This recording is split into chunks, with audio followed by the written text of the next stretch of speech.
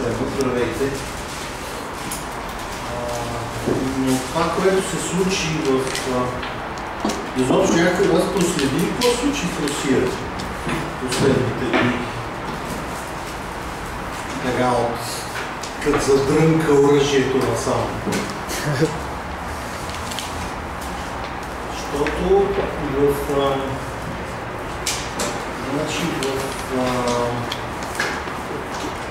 един ден, това беше понеделник, защото драмата започна да се разиграва през уикенда.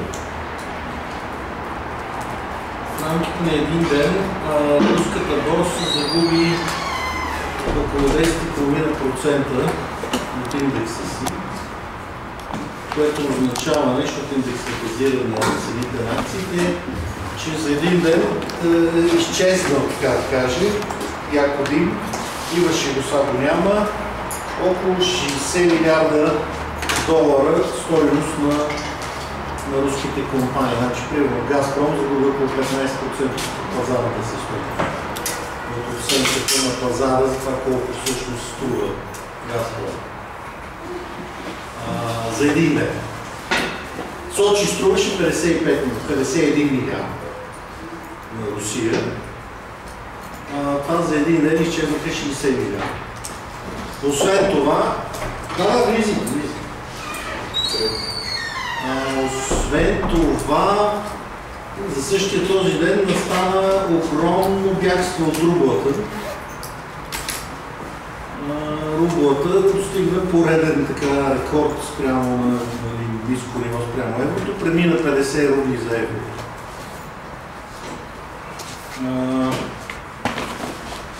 Като само преди няколко години рублата беше около 25-30 рубли за евро, т.е.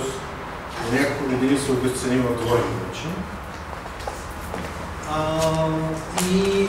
И това стана при условие, че Руската централна банка се опитваше да защитава рублата, т.е. да изкупува рубли, за да им повдига цената. Разбира се, тя ги изкупува срещу някакви свои валутни резерви. Някъде около 12% от валутните резерви, 25-68 милиарда долара, заминаха през този ден. Изчезнаха от Централната банка. И въпреки това, рублата удари нов рекорд спрямо еврото. И в опит да спре бягството на капитали от Русия, което започна заедно с дрънкането на оръжие, т.е. това е една част от цял комплекс от действия на защитни, Централната банка дигна основната лихва. Значи, идеята на Централната банка, когато се дига основната лихва с цел да се ограничи по някакъв начин бягството на капитала, е, че капиталът търси възвръщаемост и търси определени комбинации от възвръщаемост и риск. И когато очевидно риска драматично се е увеличил, за да остане капитал в Русия да не напусне, трябва да получи по-висока възвръщаемост. И чрез повдигането на лихвените проценти им се дава тази възвръщаемост.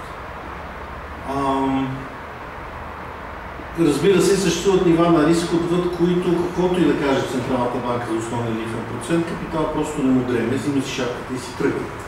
Защото дори да ти обещаят 1000% възвръщаемост, вероятността да си получиш парите обратно е 0, т.е. риска е 100%. Каквото и да ти кажеш от другата страна, ти няма да си дадеш парите. Примерно, ако аз ви кажа, дайте ми 100 лева на заем, за да влезе в казиното и да заложим на 0. И после ще делим. Поратно. Вие ще ми ги дадете ли? Няма. В този смисъл, това може да е само палиативна временна мярка с надежда, че все пак ще се ограничи процеса на паническо напускане на капитала. До сега в историята не съществуват епизоди, когато при истински сериозни влошавания на обстановката, подобни ходове да са били в крайна сметка успешни. Значи, може би най-фрапантният пример е когато през 1992 година когато се срина ERM1. Вие знаете ли ERM какво е? ERM. Exchange Rate Mechanism. Не, всъщност той се превърна в последствие в един от критериите, т.е. едно от изискванията да си прекарал там 2 години. Но самия механизъм не е измислен покрай еврозона, той съществува много по-рано. Значи ERM, Exchange Rate Mechanism, това е механизъм на Европейския съюз, при който двустранно, всяка една страна спрямо другата, по-скоро Централна банка спрямо другата Централна банка, се договарят, че ще поддържат обменните курсове на техните съответни валути в някакви граници. И съответно, когато започва да се доближава границата, и двете централни банки започват да се намесват, за да върнат курса обратно.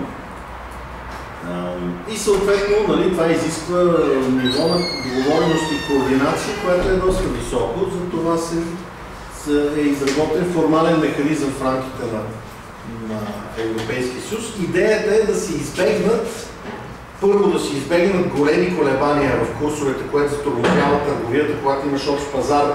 Това е много по-нежелателно, колкото когато имаш така, различни все пак отделни пазари. Това е първата причина. И втората причина, вече е края на 80-те, се смята, че това е начин, нали, да се намалят колебанията между валутите, за да може да се влезе в общата валута, когато тя бъде изработена. Тоест, говорим за втората половина на 80-те вече, когато се смята, че така ще, може би, ще се върви към общата валута вече. А витае из облаците тази идея. И разбира се, имаше обменно курсов механизъм, който между другото всички бяха членки. Тогавашни страни в Европейския съюз. Не, тогава говорим за още варианта на Европейския съюз с 13 члена, не само Гърция. Още преди Испания и Португалия, които влязоха по 80 и не се лъжи 6. Значи, говорим Гърция, която влиза 81 да се добавя към 12-те, дори за това те се откроят. Този механизъм драматично се провали, срина се през 1991 година. Или 92 ще го излъжа. И той се, 92 година, той се провали с факта, че Германия се обедини по един безумен начин, абсолютно да говори икономическото обединение на двете Германии, а именно се обедини при курс 1:1 източна към западна марка. Това, вие сте така ушки, нали, малко по-така, сте млади хора. Не помните тези турбулентни месеци на 90-та година, когато се обяви, че ще се съединява Германия и то ще се съединява при курс 1:1. Но сумати българи предприемчиви, шапка им свалям, направиха пари тогава, защото отидоха в Германия, награбиха каквото могат източни марки, изчакаха да стане обединението, което стана някъде рано 10 и ги обмениха за западни марки. 1:1. И при положение, че по абсолютно всички сметки най-благоприятният за източна Германия курс, който изобщо икономически мислимо да се допусне, е една четвърт. В смисъл, една източно-германска марка струва 25 западни германски пфенинга. Най-щедрото е това. А те, понеже сме братя, нали, солидарност, затова в Германия думата солидарност ние обичат много тогава. Ние сме солидарни, ост и вест, нали, и 1:1 не може така. Нали, те не са по-малко германци от нас. Все едно има нещо общо в валутата с, нали, с националната идентичност.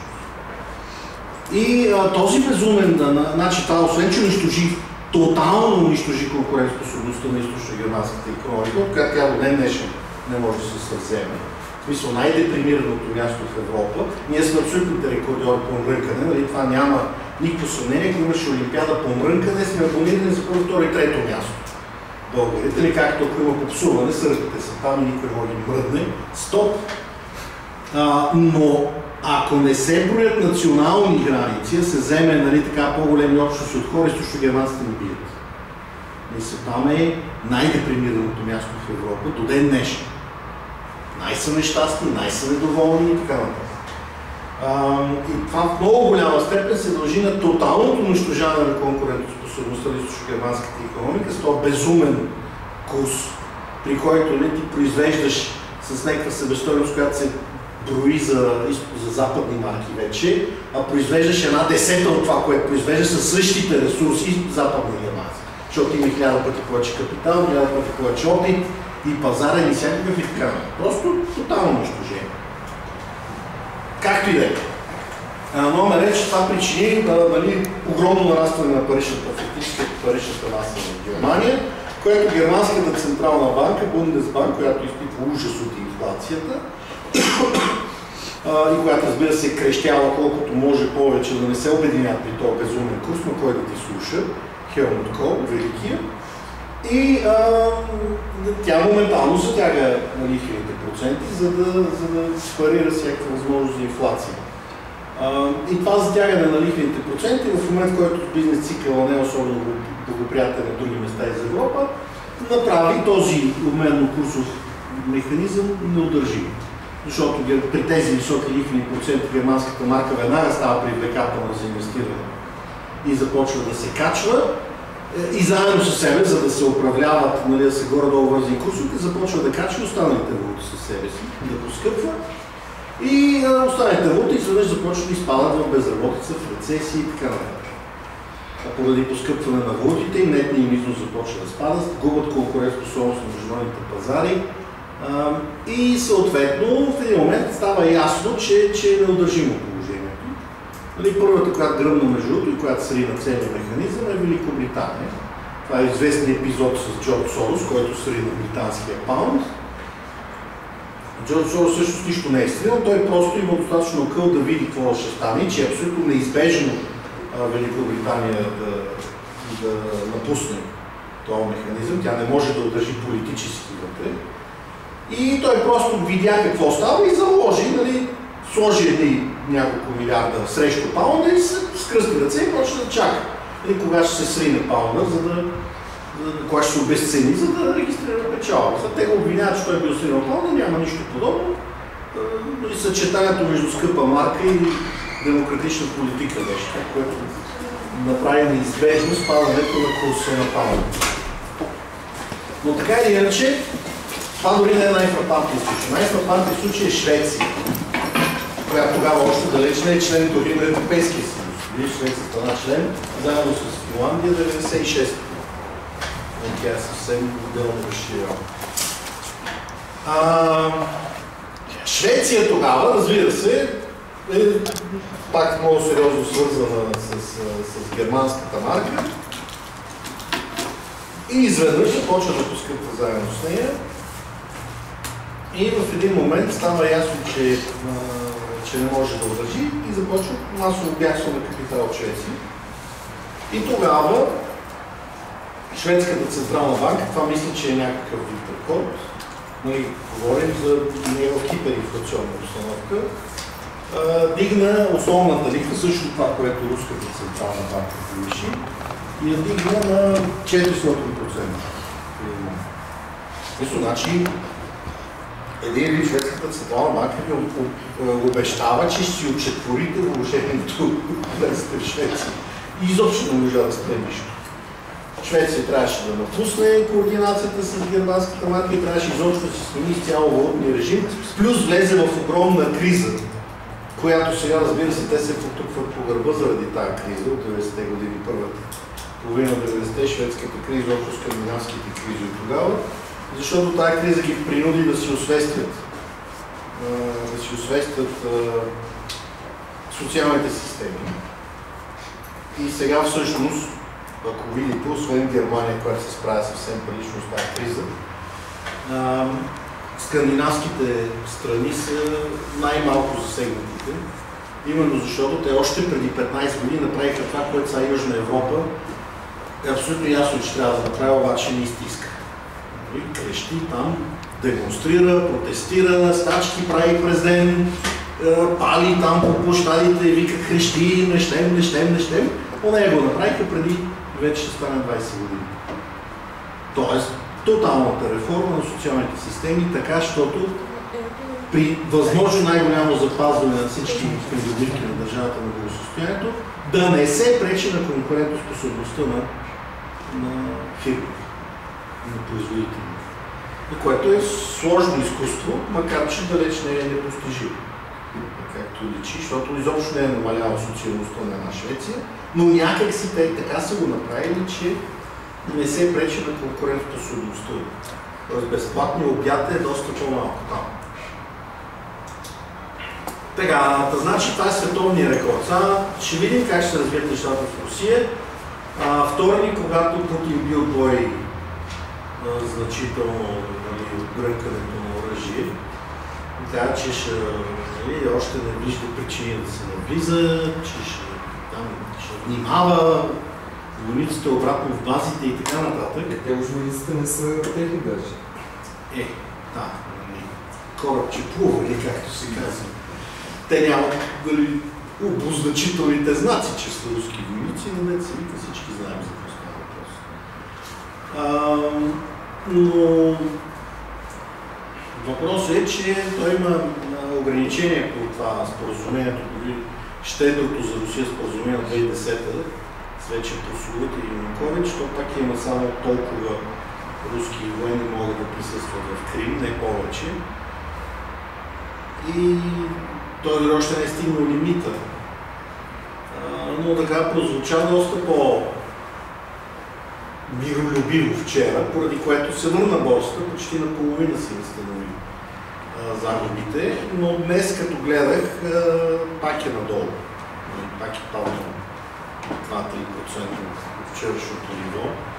Така че ще видим.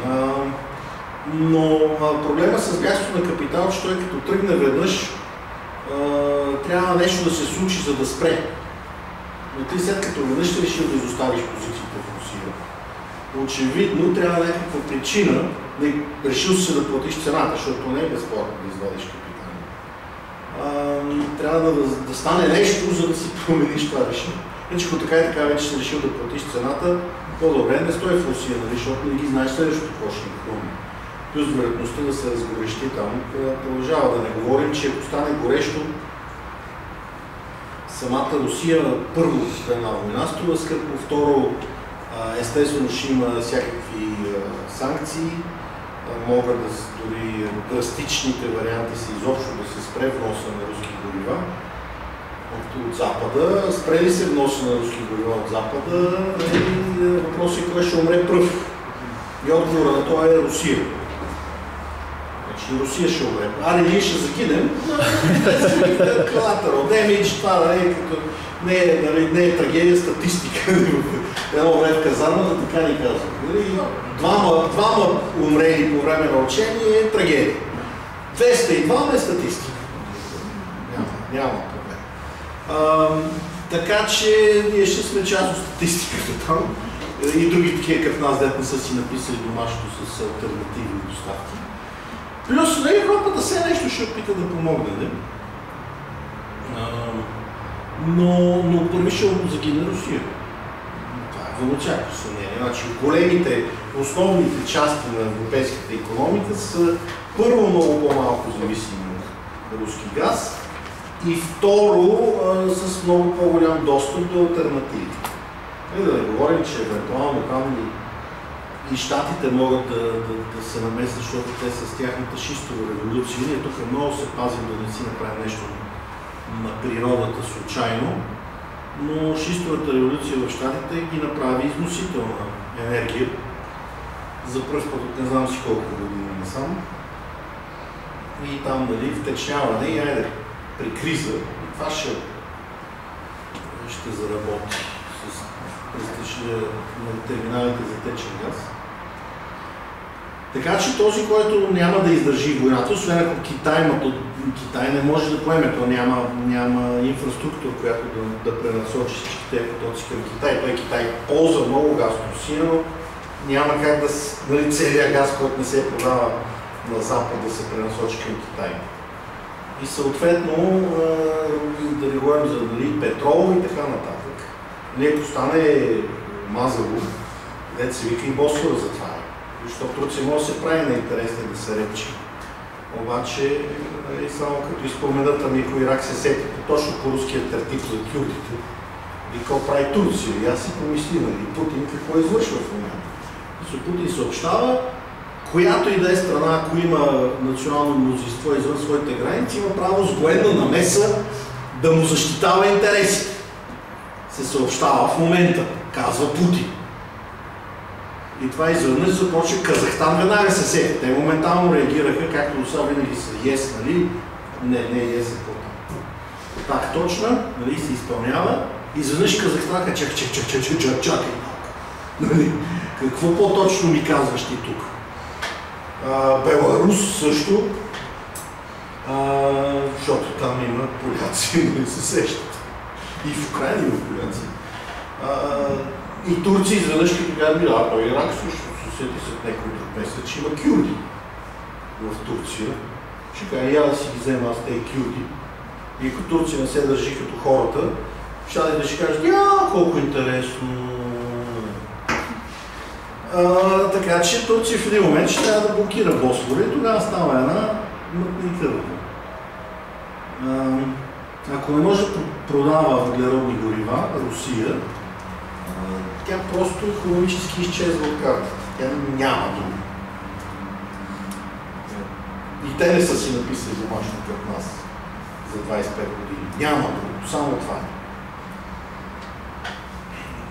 Естествено ще има блокада и на износа на оръжие, както се сещаме.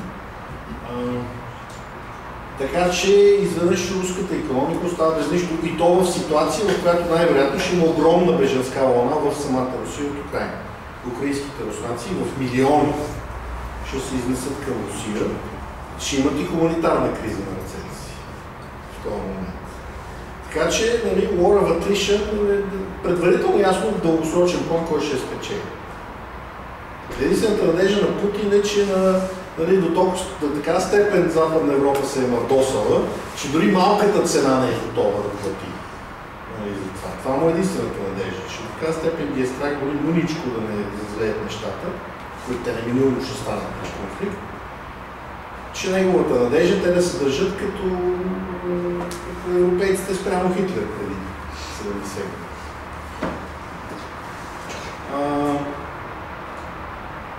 Но това е играва банка. Ако се влезе в това противопоставяне, няма как Русия да спечели. И никой няма да я напада нещо, което нападна Русия, не си е платил с лихвите. Никой няма да я напада, просто ще гледа сигурно отстрани. Нали, да не говорим, че започне праскане по шеловете. Нали, знаете колко китайци в Сибир? Предимно китайци в Сибир. Ако не знаете, да ви кажа. Имат изключително сериозен китайско-демографски проблем. И в един момент Китай може да кажа, така е показва, значи по-точно беше, ако има етническо население, ние имаме право да влезем да му защитаваме правата с оръжие. А в Русия как са по-точно правата на човека? Я да прочетем какво пише по книжките. Така че не се знае ли се докъде ще стигнат нещата. Но от гледна точка на Руската централна банка, това вдигане на лихвата от 5,5 на 7, не знам дали може да спре изтичането на капитал. Но това може да бъде спряно само ако се обяви някакво разрешаване на конфликтната ситуация и то без допълнителни катаклизми. Това Путин вчера каза, че е съгласен на контактна група и такива работи, но не се знае на къде ще избият нещата, защото разбира се едно от нещата, които се подклаждат с този тип действие е украински национализъм, който не е най-приятното нещо на света, като всеки национализъм. И може и той да го избие на воинстване. И тогава вече самата Украина да започне да се държи конфронтационно спрямо Русия. не се знае какво може да стане. Може да избухне въоръжен конфликт, така от някакви люди глави, дето не могат да бъдат владяни по никакъв начин. Така че големи рискове с това нажежаване на обстановката. И понеже са големи рисковете, най-вероятно капитала ще трябва да бяга. И както знаем, нали, капитал бяга в Америка. Няма друго място по света. Значи, най-големият парадокс е, че дори когато долара е в криза, се бяга в долар. Тоест, нали, когато имаш неизвестност, рисковост, опасности, породени от самия долар, единственото място, към където се бяга, е в долар. Няма къде, няма, още не е дошла валута на Марс, пък и не е ясно колко е стабилно, нали, за да бягаме в нея. Единственото място по света, където може да избягаш, в момента са Съединените щати. За сетен път това се доказва, но всяко съмнение. Може да ги харесваме, може това да не ви е симпатично, на мен лично аз мразя монополи и всеки такива, обаче това е положението на нещата. В момента, в който някой казва, искам да бегам, къде да отида? Ще му се не знае. Един единствен адрес. Няма друг. Така. Това по тая тема с Руската централна банка и основната идея.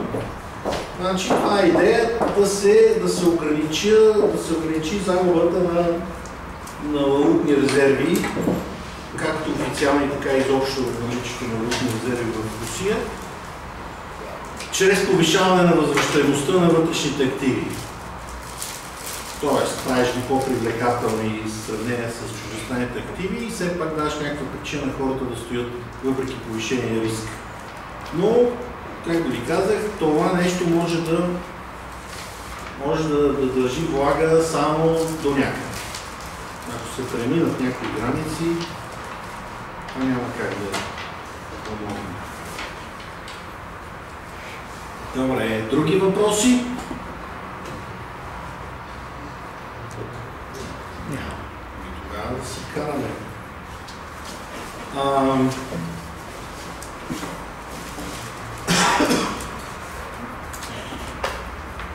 Сега, значи, първо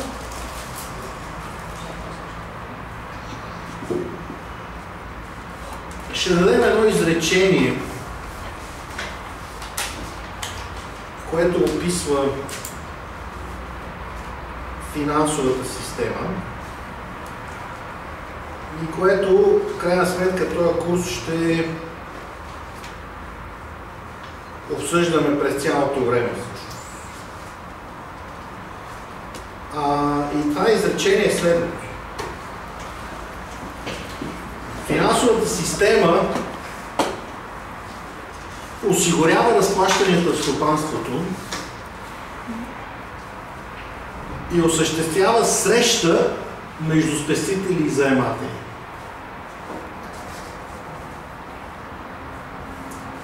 Значи, осигурява разплащанията в стопанството и осъществява среща между спестители и заематели, като предоставя ликвидност, управлява риска и събира и обработва информация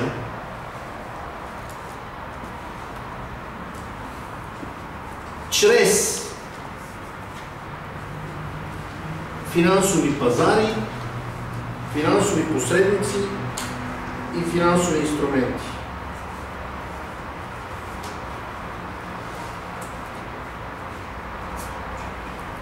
Значи отново, финансовата система осигурява разплащанията на стопанството и осъществява среща между спестители и заематели,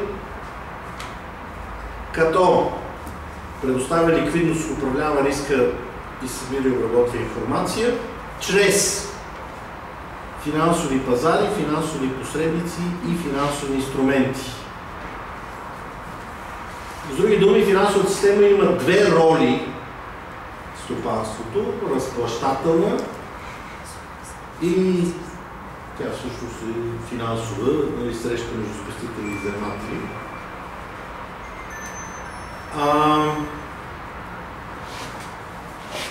тя изпълнява тези две роли чрез три свои функции. Тоест тя върши три неща.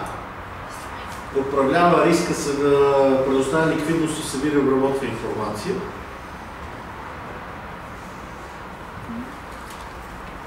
И тя върши тези неща чрез три свои компонента. Финансови пазари, финансови посредници и финансови инструменти. Значи две роли, три функции и три компонента.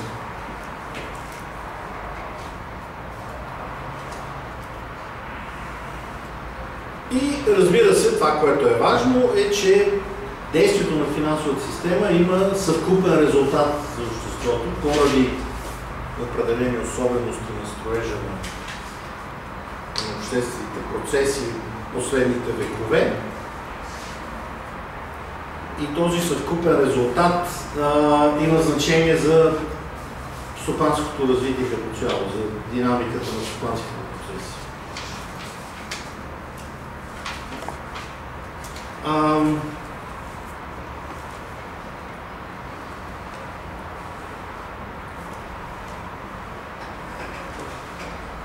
Сега малко, първо ще се занимаем с парите.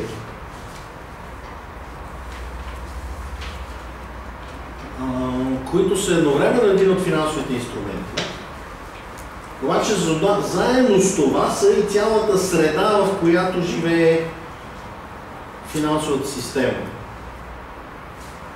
в съвременния вид.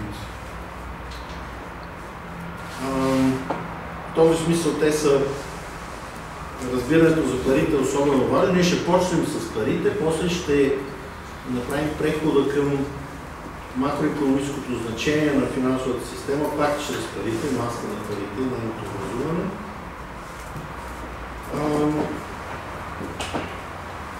Но за да разберем парите, първо трябва да разберем каква работа върши финансовата система. Тези две роли, осигуряването на разплащания и осъществяване на среща между спестители и заематели. Значи, на първо място, съвременните икономики се характеризират с много сложна и широкохватна размяна. Причината за това е, че в търсенето на забогатяване през вековете човешките общества са се натъкнали на механизми, някои механизми, които работят по-добре от други механизми. Чрез процес на селекция човешките общества са така подбрали тези механизми, които водят до по-голямо материално благосъстояние по времето.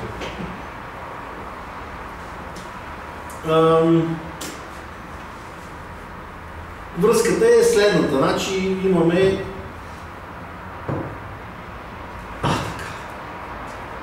сега ще ви задам фундаментален въпрос. Какво е икономика? Не познах нещо да скипам. Не. Все нещо сте учили първия семестър. Какво сте учили първия семестър? Микро. Ето. И по микро, и по макро не ви ли казаха какво е икономика?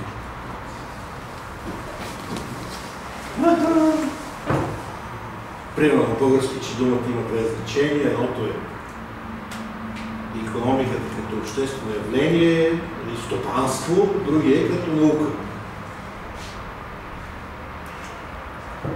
Аз питам за какво е икономиката като обществено явление. Какво прави? Що е то? Добре, по-лесен въпрос. Какъв е фундаменталният икономически факт? Кое е нещото, което превръща дадени човешки действия в стопански действия? Трябва да има търсене, за да има предлагане. Добре. Да, ама това е следствие. Това е по-нататък. Това е... Търсенето и предлагането са теоретични фикции, с които се опитваме да си разкажем това, което се случва. Да го подредим по определен логичен начин. Моят въпрос е какво е това, което се случва? плаща. Парите. Защо трябва да има плаща? Нуждата. Нужди. Добре, стигнахме до едното важно нещо. Нужди. И от друга страна, какво има на нужди? От среща на нуждите, какво стои? От удовлетворяването на нуждите, от другата страна, какво стои? Имаме нужди, имаме... Предлагане. Не, благата са те, дето задоволяват нуждите. Какво имаме? Ресурси. Значи имаме нужди, имаме ресурси, с които тези нужди могат да бъдат задоволени. И фундаменталният икономически факт, това, което превръща каквото и да било в стопанско нещо, е оскъдността на ресурсите. Те не са достатъчни да задоволят всички нужди. Ако попаднем в ситуация, в която ресурсите са достатъчни да задоволят всички нужди, по слухове, примерно въздуха все още е такъв, това икономистите изобщо ни търсете, ние не знаем за какво става въпрос. Нямаме представа. Не може да има икономически анализ на въздуха все още. Няма оскъдност. Фундаменталният икономически факт е фактът на оскъдността. Факт на това, че наличните ресурси не са достатъчни да задоволят всички човешки щения и желания по повод тези ресурси. Имаме неограничени нужди и оскъдни ресурси. Това е фундамента на икономиката.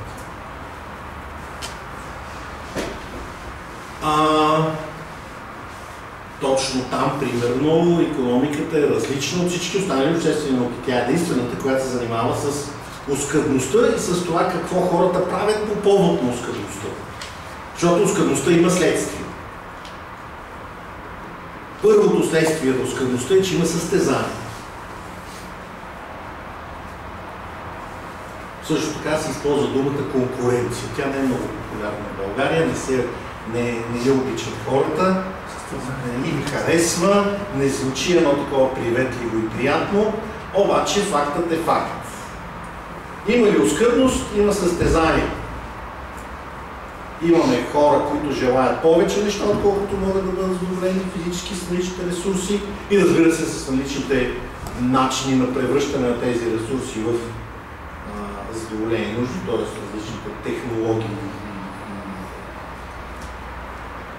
капитал, средства за производство, с които могат да ги превръщаме в задоволени нужди. Но фактът стои. Повече нужди, по-малко ресурси. Значи не могат всички нужди да бъдат задоволени. Трябва да се реши въпроса, чия нужда в каква степен ще бъде задоволена. И тук имаме състезание. Можем да си говорим каквото си искаме, но имаме състезание. Тези два малко социолозите не ми обичат нас, икономисти, защото ние икономисти казваме, хора, имаме състезание, няма така, айде всички плесвам сърце да се прегърнем и да сме щастливи. Няма такъв филм. Докато има оскъдност, ще има състезание. Абсолютно неизбежна човешка последица от оскъдността е състезание. Забележете, не съм казал нищо за пазар все още. Значи конкуренцията е преди пазара. Състезанието между хората за това, чии нужди в каква степен ще бъдат задоволени, няма значение какъв механизъм ще използва обществото, за да реши този въпрос. Дали ще е пазарен, дали ще е иерархична или някаква държава, няма значение. Състезание ще има. Много хора живеят с илюзията, че ако махнеш пазара, изчезва и конкуренцията. Не изчезва. Тя просто започва да работи през другите механизми, които има. Значи пазара е неутрален по въпроса с конкуренцията и състезанието между хората за оскъдните ресурси. Това състезание е следствие от самия факт на оскъдността, а не от начина, по който хората си подреждат взаимоотношенията по повод на тази оскъдност. Това има начина, по който си подреждат взаимоотношенията, има отражение само върху как по-точно протича състезанието. Но няма отношение към това дали ще има състезание или не. Ще има състезание. Точка. Това е положението. Факт от живота. Приемете го, преглътнете го, няма мърдане. Така. Обаче, заедно с състезанието, хората са открили с времето, че че когато си сътрудничат, могат да се получат резултати, които са повече за всички, така наречените парето оптимални резултати. С други думи, едновременно трябва да намерим начин да се състезаваме и да си сътрудничим, да си взаимодействаме. Това е голям въпрос. Начинът, по който се получава това, е чрез разделение на труда, т.е. специализация. Всеки започва да специализира в даден производствен процес, т.е. даден процес на превръщане на изходни ресурси в задоволени човешки нужди. И когато специализира, той става по-производителен, т.е. с единица ресурс може да задоволи повече човешки нужди. Поради тази специализация, поради натрупването на умение, знанието е най-големият ресурс. И това е, човешкият мозък е най-оскъдният ресурс първо. Да говорим за оскъдност, човешкото знание е най-оскъдното нещо в Вселената, все още. И съответно това е най-ценният ресурс, поради което и абсолютно всички изследвания, които са правени по въпроса, откриват без голяма изненада, че най-голямата възвръщаемост, която има в човешкото общество, това е възвръщаемостта от човешки капитал, т.е. от знания, умения, квалификации и така. Понеже това е най-оскъдният ресурс, всяка добавена единица има огромна възвръщаемост.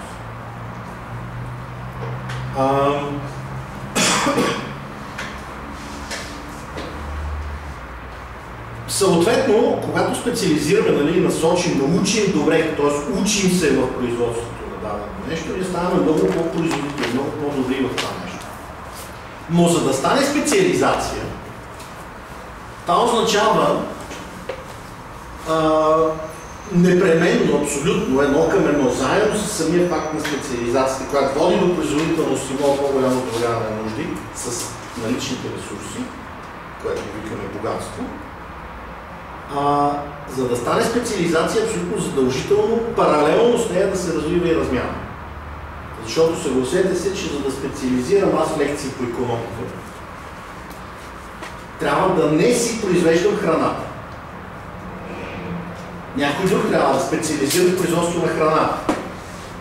Аз нямам нужда от лекции по икономика, да свика, нужда да си хапна, като се прибера вкъщи. Тоест, да бъда задоволена моята нужда, аз трябва да мога да разменя по някакъв начин, колкото и опосредствам с този, който специализира в производство на храна. Той едва ли има нужда от лекции по икономика, но може би има нужда, да речем, от бензин. Някой трети специализира в производство на бензин. И така нататък, и така нататък. Или дизел, там, какво ползват селското стопанство. Или нафта, някаква горът. Значи, за да можем да специализираме и да ставаме истински производителни, поради това богати, ние трябва да разделяме труда, но за да разделяме труда, трябва да можем да разменяме, защото няма как едновременно да специализираш и да произвеждаш сам всичко, от което имаш нужда житейски. Но това са несъвместимости. Единственият начин да специализирам, а да мога да потребявам това, което имам нужда, независимо от това какво произвеждам, е да мога да разменям. Тоест трябва да има механизми на размяна. Отново, пазар е само един възможен механизъм на размяна и купонната система, да се вика, е друг възможен механизъм на размяна и така нататък. Няма значение какъв механизъм избира даденото човешко общество. Важното е, че за да се специализира и да се забогатява по този начин, има нужда от размяна. И сега чак тук вече стигаме до значението на размяната. Т.е. колкото е по-сложна и широкообхватна размяната, толкова по-големи възможности за специализация и забогатяване има. Значи това е великото откритие на Адам Смит, който точно това съобщава за богатството на народите преди 238 години. Това му е съобщение. Иначе това открива всичките неща, компоненти на целият този модел, можем да го наречем по-рано. Те всичките са налични в теория на моралните чувства. която е писана около 16-17 години преди Богатството на народите, но той се натъква, нали, на тези неща и решава да ги разработи и по тази причина. Значи, това е съобщението. Забогатява се, той разбира се, това го прави в спор с други школи, които обясняват по негово време на какво се дължи богатството на народите. За това така му се казва и книгата. Той спори с физиократи, с меркантилисти и прочие. Но той казва, това е съобщението. Значи богати са тези, които успяват до такава степен да разширят мащаба на пазара, че да постигнат ниво на специализация, което ги прави достатъчно производително за да са богати. Това му е разказ. То е изключително просто. Оттам мащаба на пазара определя твоето богатство. Всъщност, обяснението на Адам Смит за богатството на народите е кой има по-голям, по-мащабен пазар.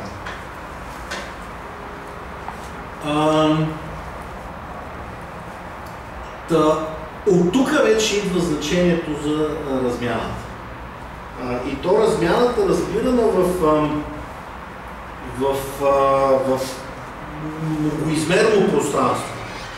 Значи, представете си едно измерение, като се каже, дали, пространството на размените между хората, едно измерение, кой с кого разменя, т.е. човешкото измерение. Друго измерение, какво се разменя, т.е. измерението на благата, които се разменят, или ресурсите. Зависи дали говорим за пазар на блага или ресурси. Трето измерение е географското, нали? Откъде с къде се разменя. Четвърто измерение е времето. Между какъв момент и какъв момент се разменят нещата. И вече пето измерение е типа сделка, която се сключва, т.е. типа размени, които се осъществяват и прочее и прочее. Има най-различни сделкови технологии. Това, виждате, това е многомерно пространство, то е много сложно. И мащаба на пазара ти казва всъщност колко е широко това пространство във всичките му измерения на възможните размери. Сега тук влизат парите. Само да кажа, че с оглед дългосрочното икономическо развитие и забогатяване на обществата, от изключително значение, айде няма да казвам най-важното, въпреки че и това мога да кажа, но от изключително значение е натрупването на капитал във всички негови форми. Нали, капитал е нещо сложно. Грубо казано, капитал е създаден от човека производствен капацитет. Натрупването на капитал е тясно свързано с времевото измерение на сделката. Тоест, правиш нещо сега и съответно възникват неща после. В някакво бъдеще време. Тоест, връзка между решения, действия във времето. Дори на къде се насочват ресурси има значение във времето. С други думи, времевото измерение е от изключително значение, когато говорим за дългосрочния растеж на икономиката, съответно за забогатяването на обществата. Така. Тук влизат парите. Значи това, което се случва, само че по-не толкова самите пари, това, което се случва, за да се разширят размените, това не е особено проста работа. Защото всяка размяна е сделка. Значи сещате се между другото, че тук това ще мога да бъде прочетено като гнус на капиталистическа пропаганда. Обаче все пак да го кажа, защото звучи логично. Сещате се, че няма как да има специализация без да има имуществени права. Имуществени права. Или права на собственост, бихме го казали по-дърварски. Юридически. Юристи там не разбират. Тоест, за да можеш да специализираш, ти трябва да станеш собственик на това, което произвеждаш, за да можеш да го размениш с други. Сега, отново, имуществените права могат да бъдат определени по най-различни начини. Може да имаме фундаменталното разграничение изключителни срещу общи имуществени права. Имуществени права, при които твоята собственост означава, че всички останали са изключени от контрола върху благото или ресурса, могат да бъдат общи. това, че ти имаш права върху ресурса, не изключва и другите, и те да имат права върху ресурса. Срещате се, че дълбока специализация много трудно може да бъде поддържана от общите имуществени права. Някой трябва да взема решението. Кой какво ще прави, кой с кого ще разменя, на каква цена, смисъл, цената разбираме относителна цена, съотношение между това и това ще се разменя.